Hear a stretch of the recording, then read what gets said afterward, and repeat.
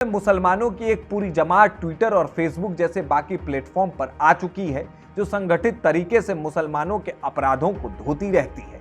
वसीम अकरम त्यागी, कजीब अजीज, करिश्मा अजीज, professor इलाहाबादी और अली सोहराब काकावानी इसके कुछ उदाहरण भर के हैं। फिर चाहे आतंकी घटना हो या गौ हत्या और लव जिहाद हो या फिर अवैध मदरसे, हर बार मुसलमानों को विक्टिम पेंट किया जाता है। इसका सबसे ताजा उदाहरण है दिल्ली ब्लास्ट।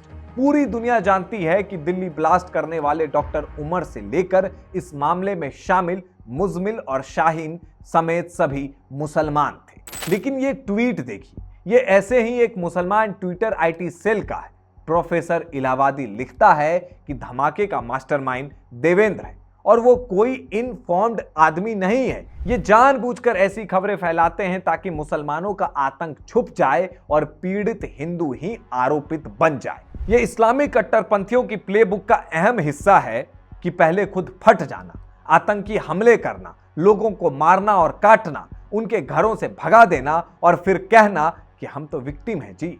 चाहे कश्मीर हो या गजा, पहले इस्लामी आतंकी हमला करते हैं और जब कार्रवाई हो तो रोने लगो। लेकिन इस्लामी ट्विटर सेल की कहानी यहीं तक नहीं रुकती। मुसलमान माफियों के बारे में भी इस्लामी ट्विटर दिलो जान से लगा रहता है।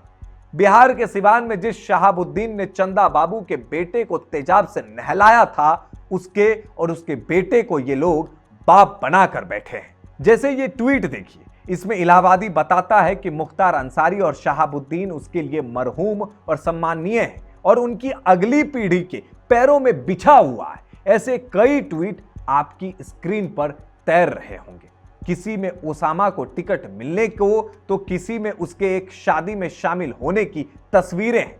याद रखिए कि ये वही ओसामा है जिसके चेले ने ऑफ इंडिया के कैमरे पर लोगों को जलाने की धमकी दी थी। पर साहब अगर रहते हैं ना अभी, तो ये सब जितना ही पोस्ट अगर कोई फाड़ता ना तो पूरा उसको मिला देंगे, इतना जला देंगे उसको। भाईजान भी बोले। साहब मतलब साहबुद्दीन? नहीं भाईजान उसामा भैया, उनके बेटे। और उसने ये भी कहा था कि जलाने का काम ओसामा भैया ही करेंगे। ये वही ओसामा है जिसके बाप शहाबुद्दीन के पीड़ित सिवान के चारों तरफ है और जिस मुख्तार अंसारी के लड़के के वलीमे में ये शामिल हो रहा है, उसके कारनामों की लिस्ट तो खैर क्या ही बताई जाए। 2007 में तब के सांसद रहे योगी आदित्यनाथ पर तब इसके ही बाप मुख्तार अंसारी ने हमला करवाया था क्योंकि वो मऊ में हो रहे दंगे के पीड़ित हिंदुओं के पास जा रहे थे।